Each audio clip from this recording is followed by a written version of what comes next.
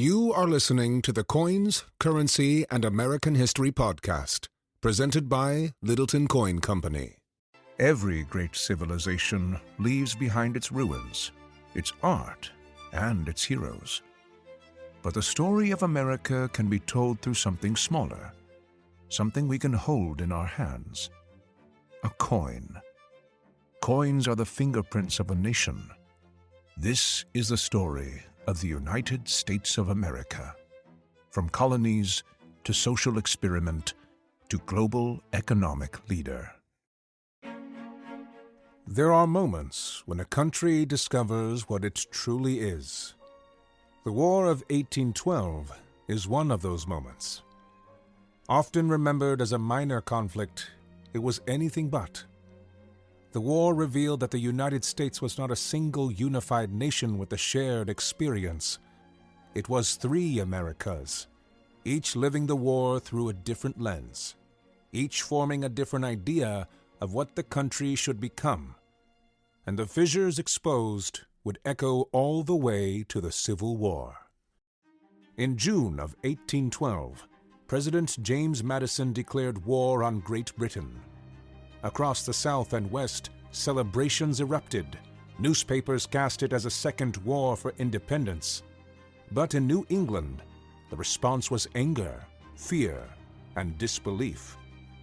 Their economy depended entirely on maritime trade.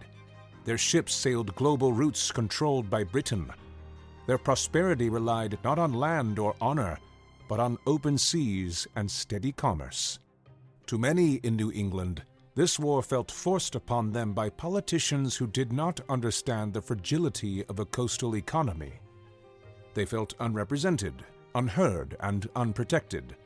And before the first shot was fired, the first major fissure emerged. As the conflict unfolded, the United States was not experiencing one war. It was experiencing three, each shaped by geography, culture, and economic dependence. In New England, the British blockade was devastating. Harbors filled with idle ships, merchants went bankrupt, unemployment soared, banks failed, British warships hovered offshore. This was not a war fought on battlefields. It was a war fought in counting houses, ports, and empty warehouses. Families struggled, communities felt abandoned, and within the Federalist Party, a small radical faction began whispering whether the region belonged in the Union at all. And yet, buried beneath the hardship, something else was happening. The blockade, by cutting off imported goods, forced northern manufacturers to expand. Early textile mills, iron shops, and machine works grew out of necessity. What began as economic suffocation accidentally sparked the beginnings of an industrial identity, one that would, decades later, become a decisive advantage.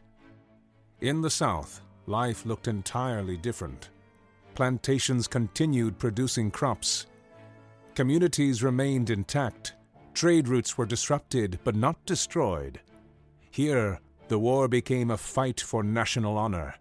Andrew Jackson's victories turned the conflict into a source of pride.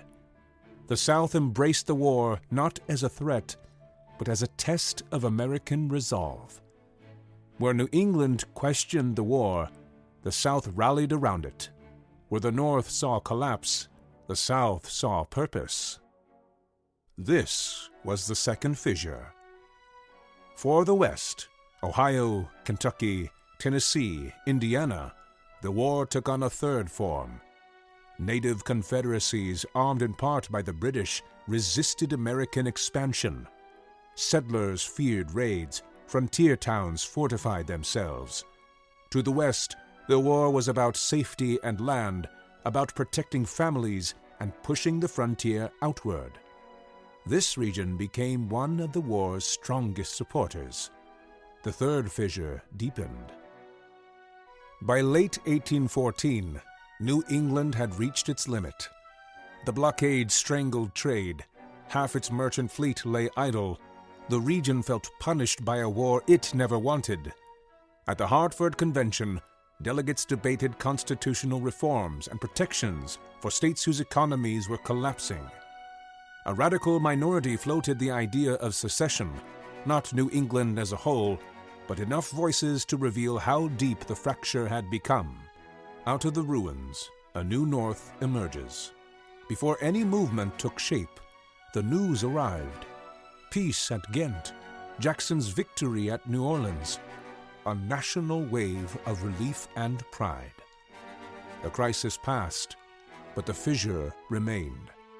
New England's industrial transformation didn't begin because of the war, but the war accelerated it dramatically. Before 1812, factories were spreading slowly. Small textile mills, ironworks, workshops. But once the blockade cut off British goods, American manufacturing exploded. More mills, more ironworks, more machine shops, new investments. A new kind of North emerged. Industry instead of shipping, wage labor instead of maritime trade, finance and manufacturing instead of global commerce. This shift would matter far beyond 1812. As the North industrialized, it gained something the South never would: an economic system attractive to foreign credit and investment. Decades later, this is why Europe trusted Northern bonds and doubted Southern currency. The seeds of that future were planted here. The War of 1812 did not redraw borders or deliver a decisive victory, but it revealed something more important. The United States was already dividing into distinct regions with distinct identities. A North moving toward industry, a South rooted in plantation agriculture, a West defined by expansion and survival. Three Americas under one flag. The war ended, but the fissures it revealed would widen, and a question began to linger. How long could such different regions hold together? Next time, peace arrives, unity is declared, and the nation enters what will be called the era of good feelings. But beneath the optimism, the fissures are only growing. Next time, the era of good feelings, and why the name is a lie.